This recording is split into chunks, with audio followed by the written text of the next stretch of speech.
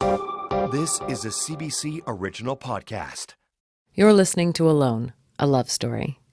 And I'm Michelle Parise. Chapter 4, Impossible to See.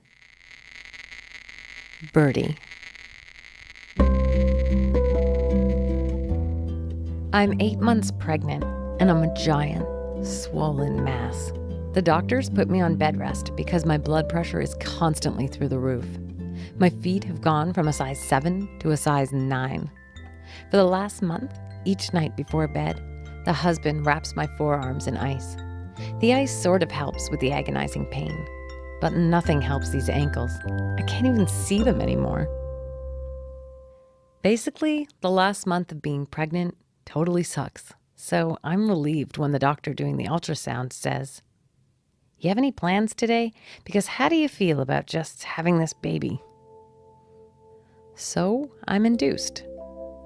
35 unbearable hours later, the next night, after so much pushing and no success, they wheel me into the operating room and do a C-section. The husband's been at my side every step of the way. Neither of us have slept for what's nearing 40 hours. I can barely see Birdie when he brings her to me. My eyes are crossing and I see 2, 3 babies, all blurry. "Is she okay?" I say, and he says, "She's perfect." I say, "Oh good," and pass out. While I'm passed out, they finish up the operation. The husband takes Birdie out into the hall, where his mother, my family, and my best friend all meet her. 7 people meet my baby before I do. They all see her face clearly and touch her. I wake up an hour later to a nurse pushing the baby onto my breast, so I still can't see her face. And I'm so full of drugs, I can't make out anything that's happening. Least of all, that I am now a mother.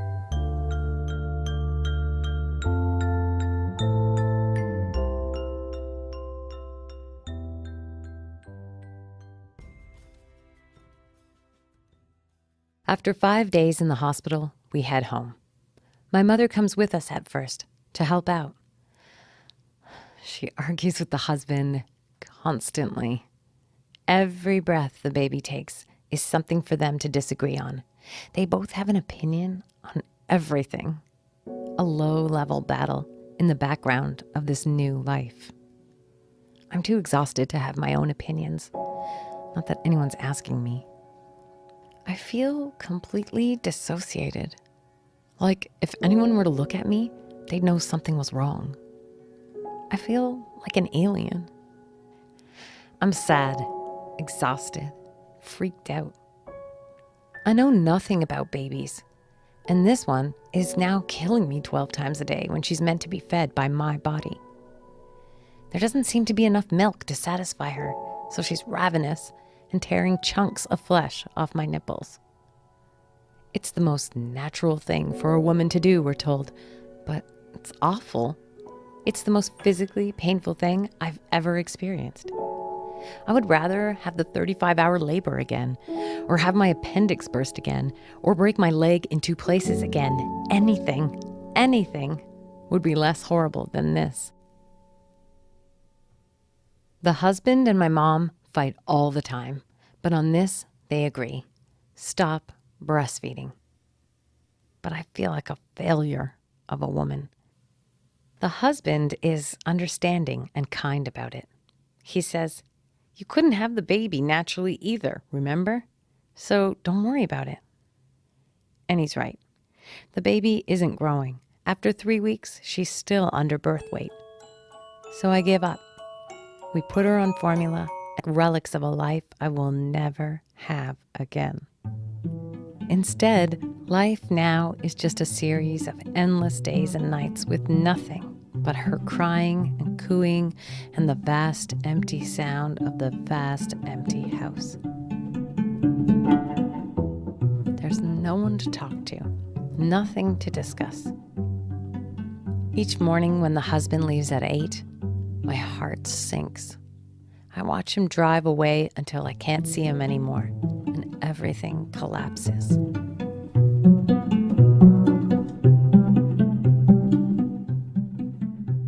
I'm looking forward to July, though. He's a teacher, so he'll be off for the summer and home to spend time with the baby. Home to help me get some rest, some bearings. And since this is the thing he wanted more than anything in the world, I imagine how excited he must be for the last day of work so he can be home to care for her. But instead, he goes on a trip. As soon as the school year is finished, he goes to Washington, D.C. with a bunch of coworkers.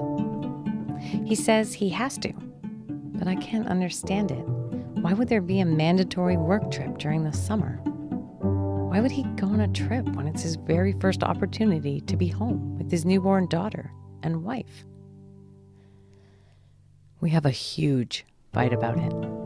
And then it comes up again, and again, and again. For years and years, it just keeps coming up during arguments about other things because I can't get over it. Ever. I just can't.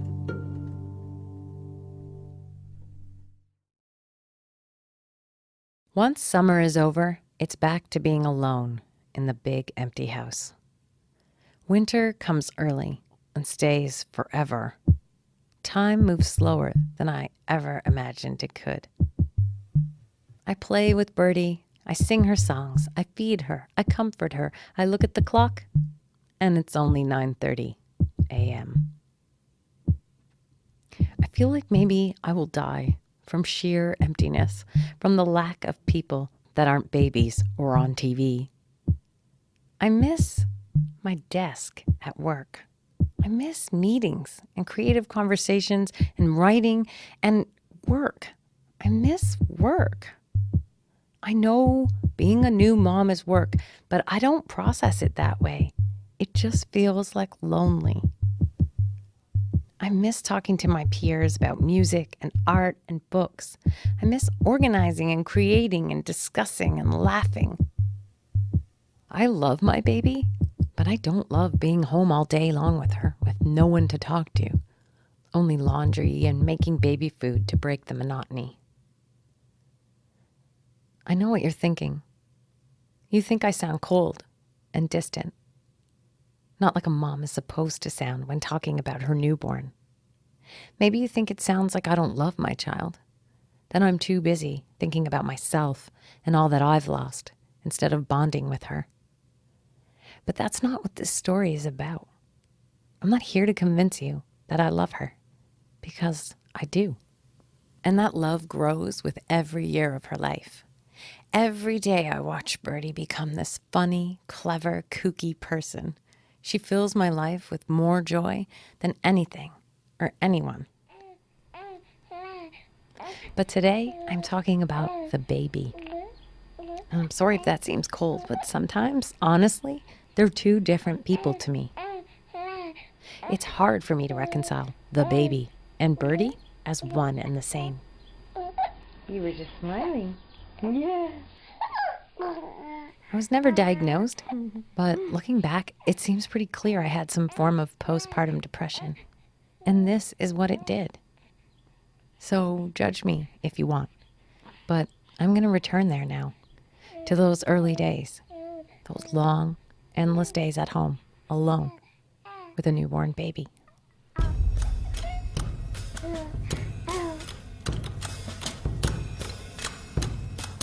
I feel isolated.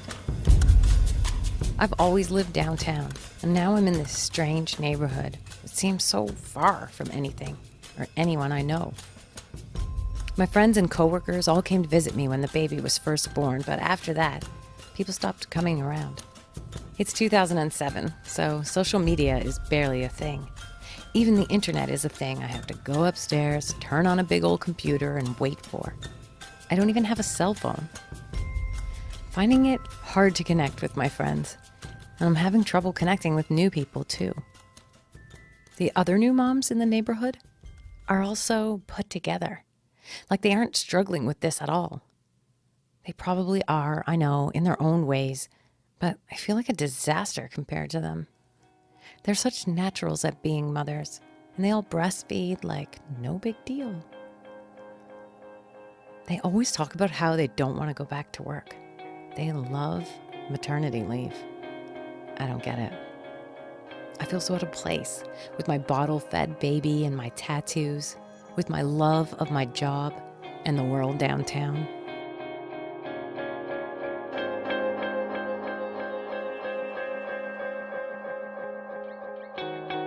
There is at least one thing I look forward to each week: soccer. As soon as Birdie is 3 months old, I return to my co-ed soccer team. I'm hugely fat and out of shape, but I give it everything I've got. In that 90 minutes a week, when I'm on the field, I think of nothing but the game. I feel pure exhilaration. I'm competitive, physical, quick-witted. For those 90 minutes, I feel like myself, like the old me.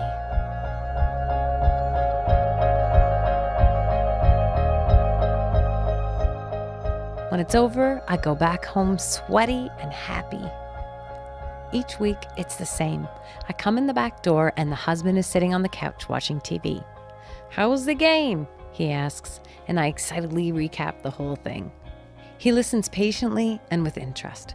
He knows I love playing soccer. He knows I'm mostly miserable these days, and that once a week, this is the thing that saves me.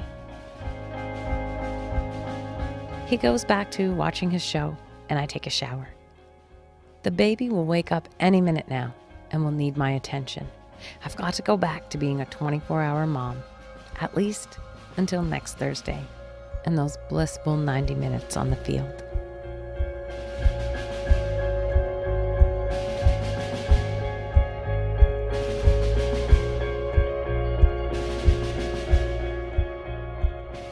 Of course, maternity leave and being a mom gets easier as the months go on. Hello. Sometimes I even enjoy it. Baby, hi. Baby. She's beautiful. Her head is so perfectly round. And she's got these big blue eyes and straw-colored hair. Nothing like me with my brown eyes and dark hair. But she came out of my body, and that never stops amazing me. I sing to her. I play with her. I read her books and talk to her all day long. I get a bit better at it, the maternity leave, even though I'm counting the days till I can go back to work.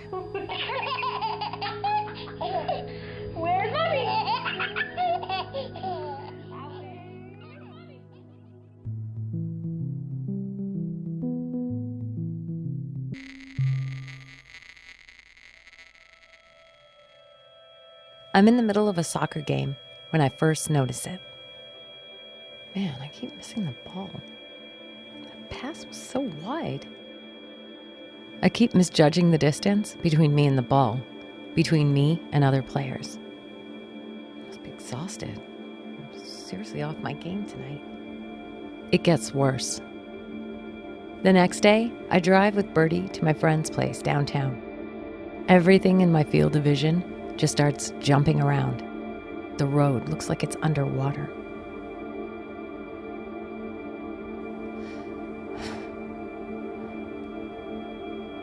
I call the husband. I don't think it's safe for me to drive. You'll have to come and pick us up. The husband drives me to a downtown hospital, Birdie asleep in her car seat in the back. He drops me off with a casual, "Don't worry," and goes back home. I sit in the emergency waiting room for over 4 hours.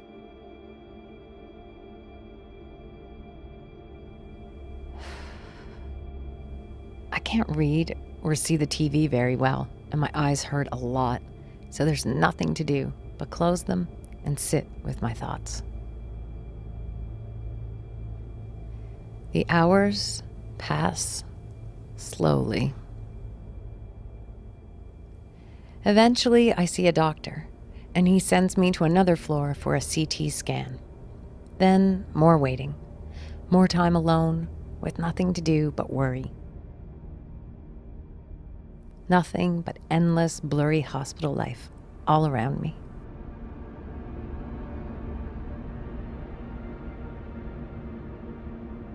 And then I hear the voice of the doctor I just met with. Bill. So, yeah. I get up and try to sneak closer, hiding behind a post so I can listen in on his conversation. She's female, 33 years old. Gonna need to send her to you for more tests. Pretty sure he's talking about me now. I don't know. Could be multiple sclerosis. Yeah. Okay. Get back to me. The doctor does not say MS to me. So here's some forms. The neurology department will call you soon. All right. Good luck. Good luck, he says, and I detect something, like a hitch in his voice. But why? I can't really see his face, so I don't know if it's because things look bad for me or because he's a tired ER doctor. Thanks, I say.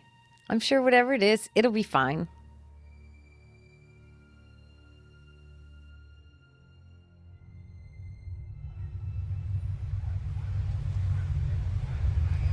Practically blind, with my head reeling from the possibility that I have some disease I know nothing about, I stumble along the crowded street to the subway.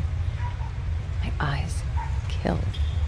It feels like everything is vibrating, and the buildings are moving up and down as I walk along the street, and I can't make out anyone's face. I stare down at the sidewalk and try not to fall over, try not to cry. I take the subway, then a bumpy, horrible bus. I feel terrified.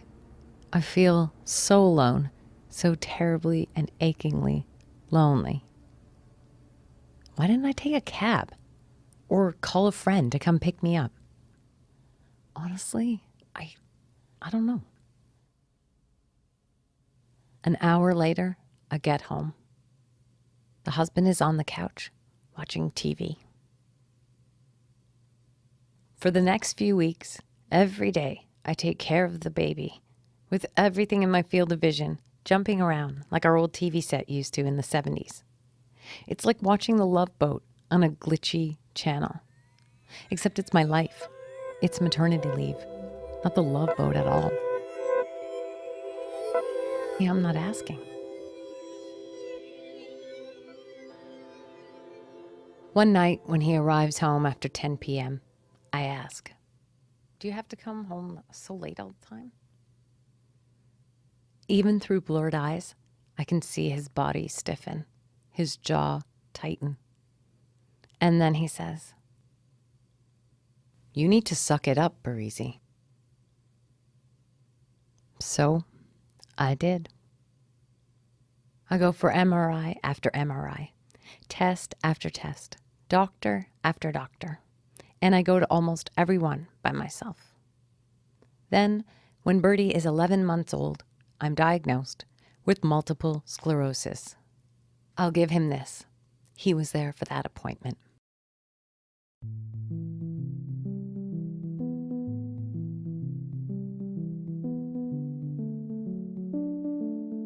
The timing is terrible. Maternity leave is almost over, and I'm finally going back to work. But my eyes are still all screwed up. The neurologist prescribes a steroid treatment. "This should clear up the problem," he says. So every day for a week, a public health nurse comes into the house and hooks me up to an IV drip.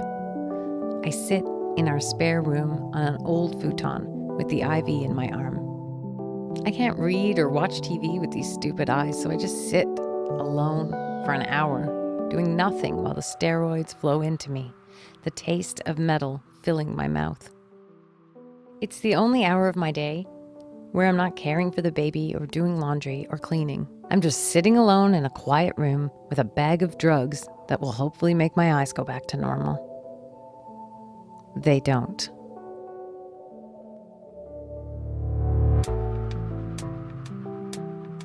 And now my body is addicted to steroids. They have to wean you off them by giving you more. Did you know that? So for 2 more weeks, I have to keep taking the drug, the taste of metal constantly in my mouth while my eyes bounce and shake. For these past 2 months, I've lived as normally as I could with these crazy eyes. I tried to suck it up, tried to keep it together. But now that the steroids have failed, I'm freaked out. I'm starting to feel actually depressed. I'm a journalist. How am I going to read and write all day long with these fucking eyes jumping around? How can I hide this diagnosis from everyone if I have to wear an eye patch all the time? Will I get passed over for promotions or cool special projects if my managers know?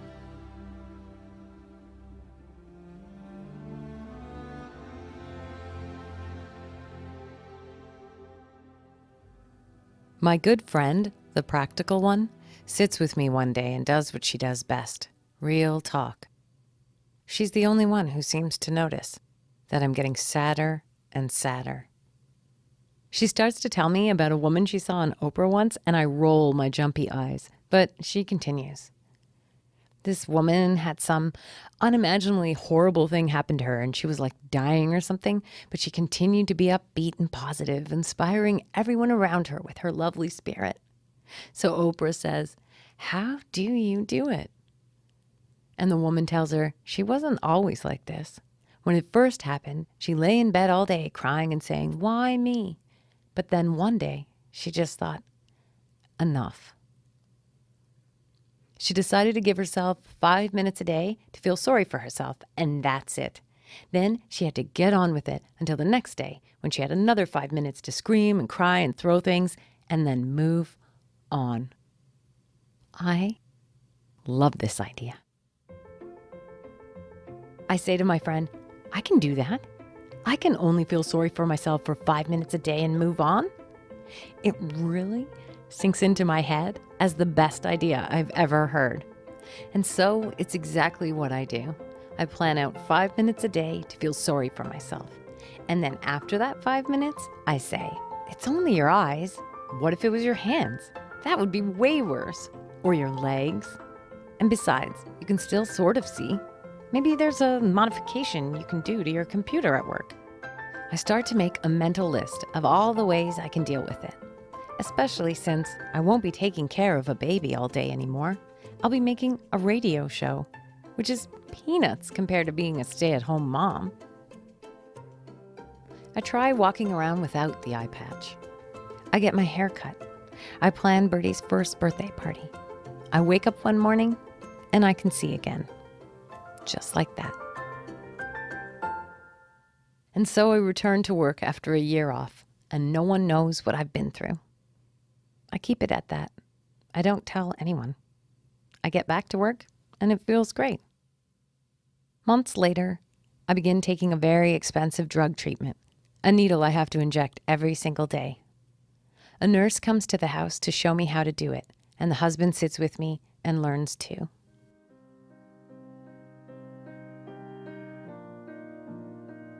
Time passes. Mostly, I forget I even have MS. I still forget. I mean, other than taking the daily injections and pills, there's nothing much I can do about it, so I actually don't think about it that much. Years pass. The house is a lot for us. Always a crack to fill, a carpet to rip up, a faucet to replace. Weeds in the backyard and big disgusting bugs in the basement. We're tired. Birdie is a handful. Every day there's a tantrum, a test of wills. We've become the stereotypical, exhausted working parents. Our lives consist of work, the house, insane toddler, repeat. We take turns going out. He grabs drinks with his teacher friends, or I hang out with my media pals, while the other stays home with the insane toddler. We rarely go out together, if ever. But when we're at the house, we are together.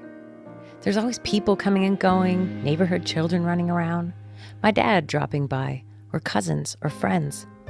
Barbecues, beer making, board games, crafts, trivia nights, a house full of life and energy. And always in the crowd, I hear his laugh, or I catch his eye across the room, and he winks at me, or just gives me that smirk. Our relationship like an inside joke between the two of us. I knew we would always be okay. We'd be the couple that would always be okay.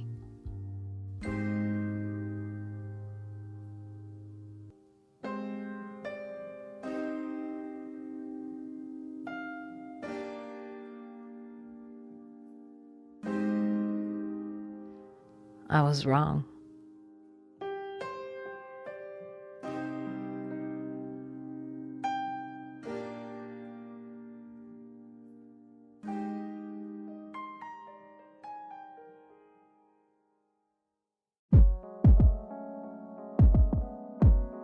You're listening to Alone, a love story. It's a CBC original podcast, written by me, Michelle Parise. The story editor is Veronica Simmons. Alone is mixed and produced by me and Veronica in our hometown of Toronto. Our theme music is by Yahenda. Explore more at cbc.ca/alone. It's my digital scrapbook with art, videos, music, and the story behind the story I'm telling. Stick with me. I want to tell you about the bomb.